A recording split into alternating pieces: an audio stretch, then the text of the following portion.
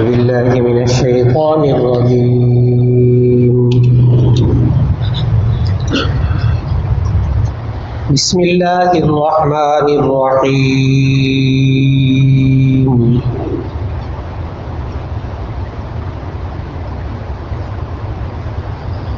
يا أيها الذين آمنوا أوفوا بالعقود أحلت لكم بهيمة الأنعام إلا ما يتلى عليكم غير محل الصيد وأنتم حرم إن الله يحكم ما يريد صدق الله العظيم.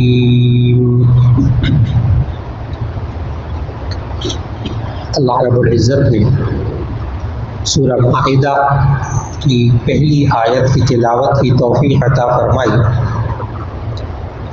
سورہ مائدہ یہ قرآن مجید میں ترتیب کے اعتبار سے تو 5ویں سورت ہے،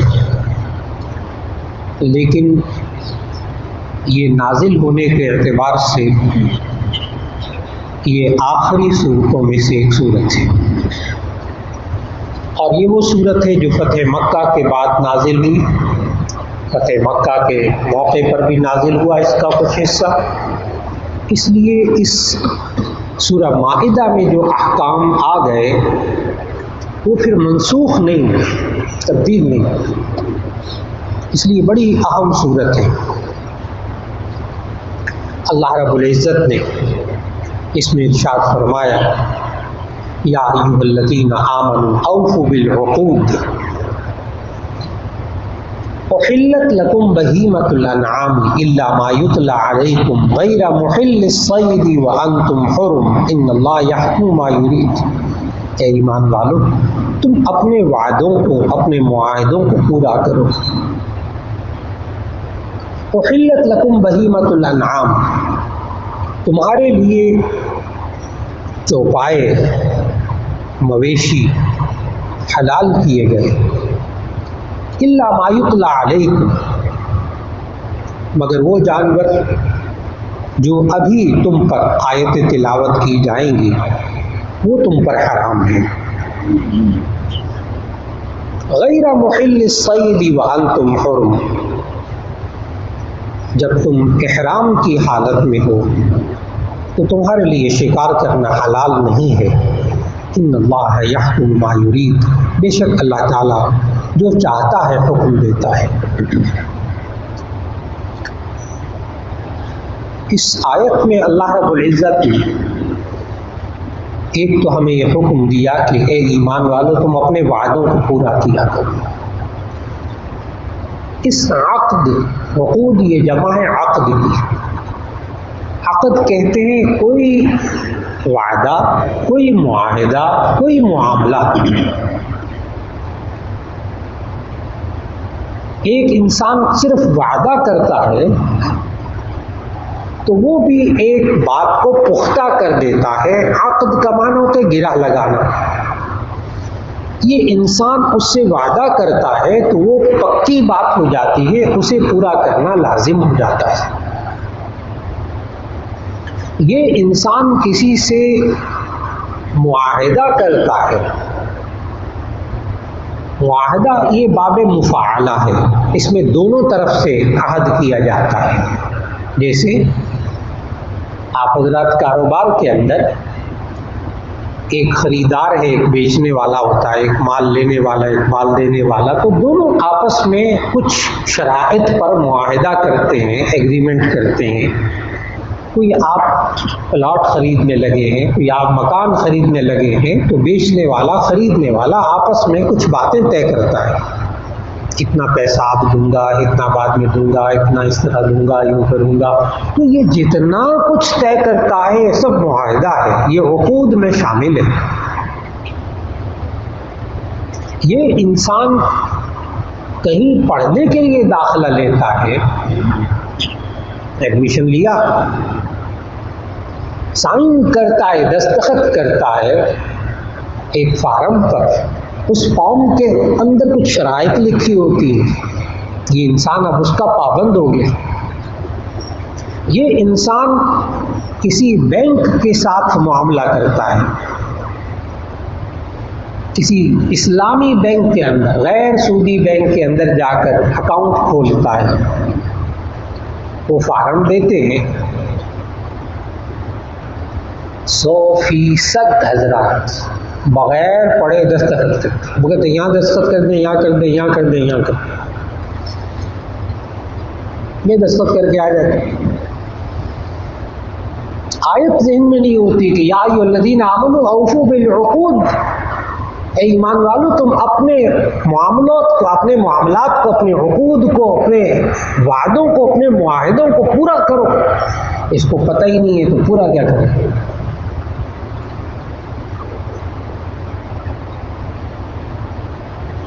یہ جو اسلامی بینک ہوتے ہیں جن کے فارموں پر انسان دستخط کرتا ہے، اس میں ایک تو یہ کہ باریک باریک لکھا ہوتا ہے، بہت کچھ لکھا ہوتا ہے، باریک باریک پڑھے ہی نہیں جاتا، اور اتنا وقت بھی کہاں ہے پڑھنے کا۔ اور اگر یہ موٹا موٹا لکھا ہو اور اردو میں لکھا ہو، صرف یہ شرائط جس پہ یہ دستخط کر کے بندہ آیا ہے، اگر ان شرائط کو اردو میں لکھا ہو اور یہ بندہ اس کو آپ 1-2 دن دے دیں اور کہیں کہ پڑھ کر آنا پھر اس پر دستخط کرنا آپ کا اکاؤنٹ کھلے گا، تو یہ 3 راتیں سوئے گا۔ ان شرائط کو پڑھنے کے بعد یہ سوئے گا نہیں، اکاؤنٹ کھولنا تو بڑی دور کی بات ہے۔ ایسی شرائط ہیں اس میں، سوئے گا نہیں، یہ اس کو نیند نہیں آئے گی، ایسی سخت شرائط ہے اس کے اندر، ایسی حلال نہیں ہو جاتا۔ یہ نہیں کہ سود کو حلال کر دیا، جی نہیں، اس میں مضاربہ ہے، اس میں مشارکہ ہے، اس میں اجارہ ہے، اس میں سخت شرائط ہیں۔ اگر بینک نے کہہ دیا کہ یہ تمہارا پیسہ ڈوب گیا، دنیا کی کسی عدالت میں آپ چیلنج نہیں کر سکتے، کہیں نہیں جا سکتے، لکھ کر آپ نے دے دیا میں کہیں نہیں جاؤں گا۔ میں نے کہا بندہ سوئے گا نہیں اگر اس کو یہ آ جائے کہ میں نے کیا معاہدہ کیا ہے۔ آج بس اوقات لوگ کاروباری معاہدہ کرتے ہیں، اور جب معاہدے ہو جاتے ہیں ملکوں کے ساتھ معاہدے کرتے ہیں، جب عمل کا وقت آتا ہے تو پتہ کیا کہتے ہیں؟ کہتے ہیں کہ وہ قرآن حدیث ہے، ہم نے لکھا ہے نا آپس میں، کیا ہو گیا؟ قرآن حدیث چھوڑے، ٹھیک ہے معاہدہ تھا لکھ دیا جی یہ قرآن حدیث ہے، یہ آپ نے جو معاہدہ کیا ہے، یا ایھا الذین آمنوا اوفوا بالعقود، اے ایمان والو تم اپنے وعدوں کو پورا کرو، معاہدات کو پورا کرو۔ یہ وہ آیت کا حصہ ہے جس پر آج دہریہ اور کافر ملک اس آیت کے اس حصے پر عمل کر کے آج دنیا کے سامنے اپنی تجارت پر، اپنے بزنس پر، اپنے فلاں پر کھڑے ہوئے اپنے پاؤں پر، کہ جو آپ نے معاہدہ کیا ہے وہ پورا ہو جائے۔ لکیر کے فقیر ہے، جو لکھا ہے کہ ایگریمنٹ میں یہ لکھا ہے تو پورا کرنا ہی کرنا۔ آج وہ بندے، ہاں ٹھیک ہے آپ چینج کرنا چاہتے ہیں تبدیل کر دیں، باہمی مشورہ کر کے لکھا گیا تو بس ٹھیک ہے پھر تبدیل کرنا ہے کر لیں، لیکن کرنا پڑے گا آپ کو یہ کہ آپ نے معاہدہ کیا ہے۔ اور وہاں ان ملکوں کے اندر یہاں کے جو بندے جاتے ہیں وہ بھی بندہ بن کے رہتے ہیں، انہیں پتہ ہے کہ اس معاہدے پر عمل نہیں ہوگا تو پھر کچھ اور ہوگا۔ یہاں ہمارے یہاں کیا ہوتا ہے معاشرے میں، نہ کرو جی کیا پرواہ ہے، معاہدہ ہوتا ہی اس لیے کہ عمل نہ کیا جائے اس پر، اس کو رکھو اندر لاکر کے اندر تجوری میں بند کر کے رکھو۔ ہاں جی اب بات کریں آپ کیا کرنی ہے، اللہ کے بندے جو لکھا ہے اس پر بات کرو، اس پر بات کرو۔ یا ایھا الذین آمنوا اوفوا بالعقود، یہی حال شادی بیاہ کے موقع پر ہوتا ہے۔ نکاح پڑھانے والا بھی مولانا صاحب وہ بھی بولتے میں نے فلاں بنت فلاں جس کا حق مہر اتنا ہے معجل عند الطلب، میں نے آپ کے نکاح میں دی، اور پھر وہ نکاح میں مہر بھی بتاتے ہیں 50,000 1 لاکھ۔ وہ بھی کہتا ہے میں نے قبول کیا. اور جب نکاح ہو رہا ہوتا ہے تو پوچھتے ہیں لڑکی والوں سے, لڑکے والوں, ہاں جی کتنا حق مہر لکھیں؟ تو بات بڑے کھلے دل کو, جتنے مرضی لکھو جی. ایک اور پیچھے سے بولتا ہے دینا کس نے؟ تو لکھ دو جتنا لکھ دو. یعنی معاہدہ ہو رہا ہے, عقد ہو رہا ہے, عقد نکاح ہو رہا ہے, اور نیت یہ کہ دینا کس نے؟ اللہ اس نکاح میں برکت ڈالے گا, اللہ اس نکاح میں خیر ڈالے گا کہ بعد میں لڑائیاں نہیں ہوں گی, فتنہ نہیں ہوگا, گھر نہیں اجڑے گا. کاش کہ اس عقد پر عمل کرتا. میں نے عرض کیا کہ یہ انسان آج معاشرے کے اندر کسی عقد پر, کسی معاملے پر, کسی معاہدے پر عمل کرنے کو تیار نہیں ہے.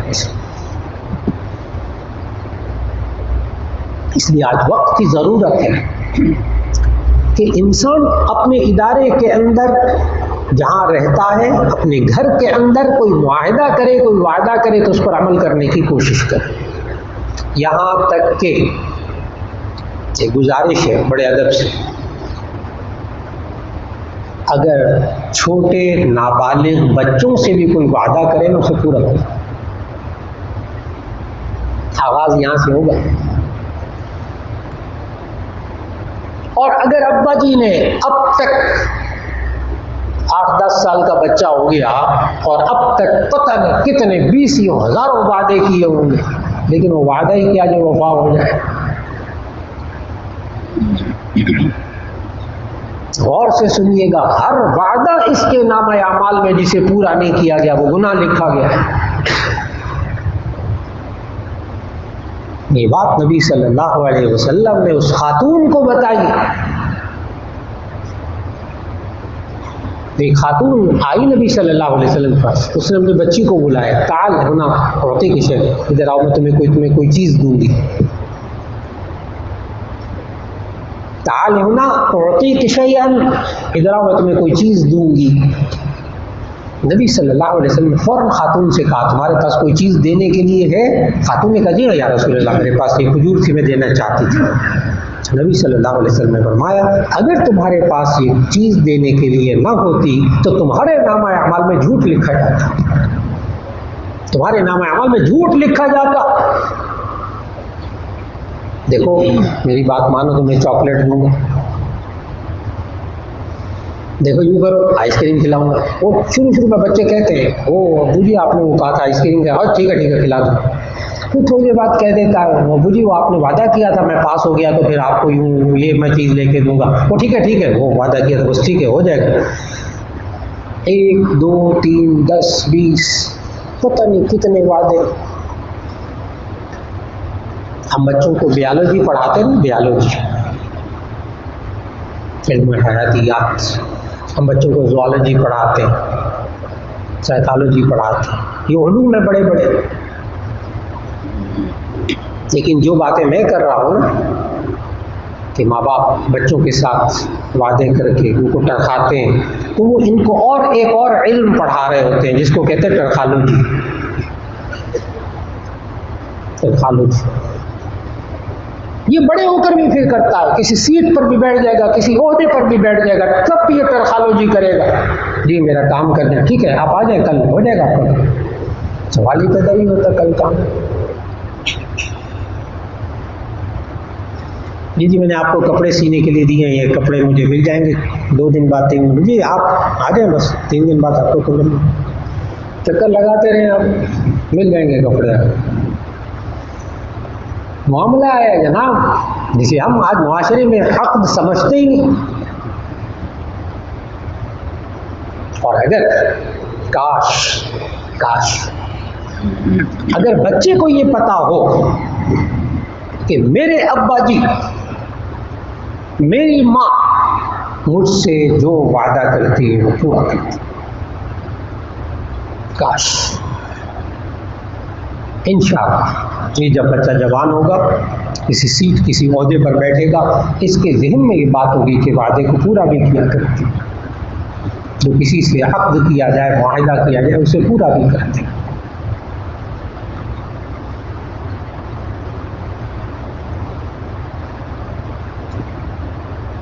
اسی طرح یہ شوہر بیوی سے شادی کے بعد سے لے کے اب تک کتنی مرتبہ کتنے وعدے کر چکا، ہر وعدہ بیوی کے ساتھ عقد ہے۔ جی ہاں، ہر وعدہ بیوی کے ساتھ عقد ہے۔ یہ انسان کتنا غافل ہو گیا، بلکہ دوستوں کو سمجھاتے بھی ہیں شادی کے بعد زیادہ نا اس کی بات کو مانا کرو، جو بات کہہ دی وہ پوری کرنی، وہ قرآن حدیث تھوڑے بس ٹھیک ہے، بیوی کو اتنی زیادہ اہمیت نہ دیا کرو، بیوی کو اللہ کے بندے بیوی کی اہمیت نہیں ہے، یہ عقد کی اہمیت ہے، جو آپ نے منہ سے نکالا تھا بیوی سے وعدہ کیا تھا وہ پورا کرو۔ نہیں ہوتا بالفرض، کسی وجہ سے وعدہ، بچے سے وعدہ پورا نہیں ہوتا، نہیں ہو پاتا کسی بھی وجہ سے، معذرت کر لیجیے، معذرت کر لیجیے تاکہ وہ ذمے سے دھل جائے۔ بیٹا اس وقت یہ ابھی میں فی الحال آپ کو یہ چیز نہیں لے کے دے سکتا، معذرت کر لیتے پھر کسی موقع پر بیٹا ابھی نہیں، لیکن اس کا مزاج بن جائے گا۔ کاش کہ ایک بیوی ایک شوہر کے بارے میں یہ کہے کہ شوہر میرا ایسا ہے جو وعدہ کرتا پورا کرتا، وہ تو کرتے ہی نہیں، وعدہ کرے تو پورا کرتا، ایک وعدہ نہیں ہے جو اس نے پورا نہ کیا ہو، جیسا کہ نبی صلی اللہ علیہ وسلم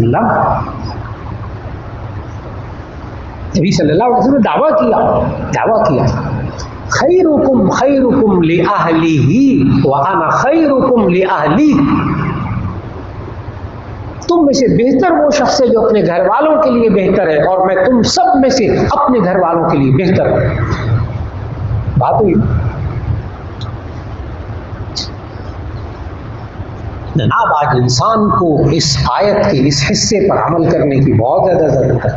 یا ایھا الذین آمنوا اوفوا بالعقود،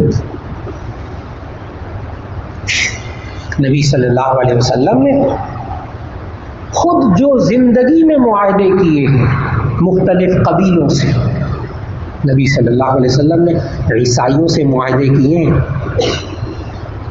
عیسائی قبیلوں سے مدینہ منورہ میں، نبی صلی اللہ علیہ وسلم نے مدینہ منورہ میں یہودی قبیلوں سے معاہدے کیے ہیں، بنو نذیر، بنو قریظہ وغیرہ۔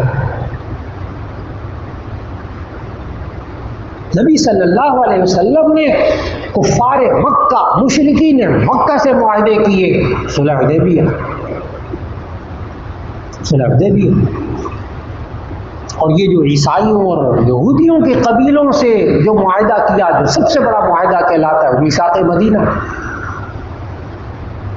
اور نبی صلی اللہ علیہ وسلم کی زندگی میں کوئی کافر، کوئی یہودی، کوئی عیسائی یہ نہیں کہہ سکا، اور اب بھی جو کافر یہودی آج بھی ان معاہدات کی بڑی تشریح کرتے ہیں، بڑے باریک بینی میں جاتے ہیں، ایک بات ثابت نہیں کر سکے کہ نبی صلی اللہ علیہ وسلم نے کبھی معاہدے کی خلاف ورزی کی۔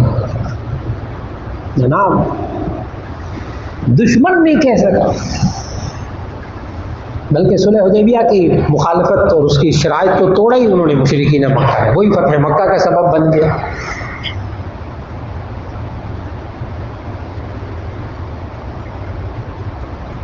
آج یہ مسلمان غیر ملکوں کے ساتھ معاہدہ کر کے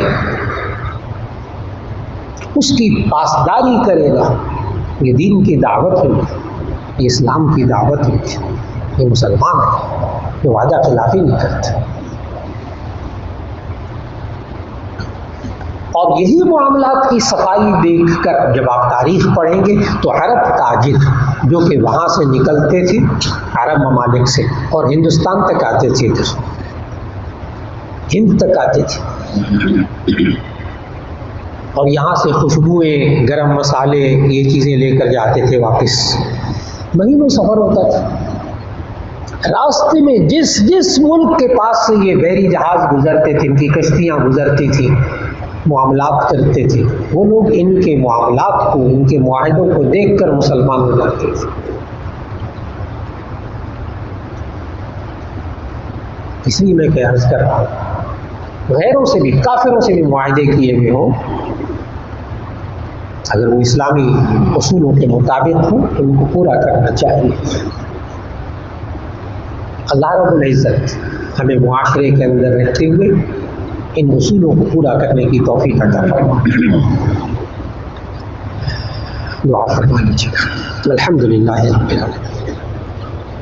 اللهم صل على سيدنا ومولانا محمد وعلى آل سيدنا ومولانا محمد وبارك وسلم۔ ربنا آتنا فی الدنیا حسنۃ وفی الآخرۃ حسنۃ وقنا عذاب النار۔ یا اللہ ہمارے گناہوں کو معاف فرما، ہماری لغزشوں کوتاہیوں کو معاف فرما۔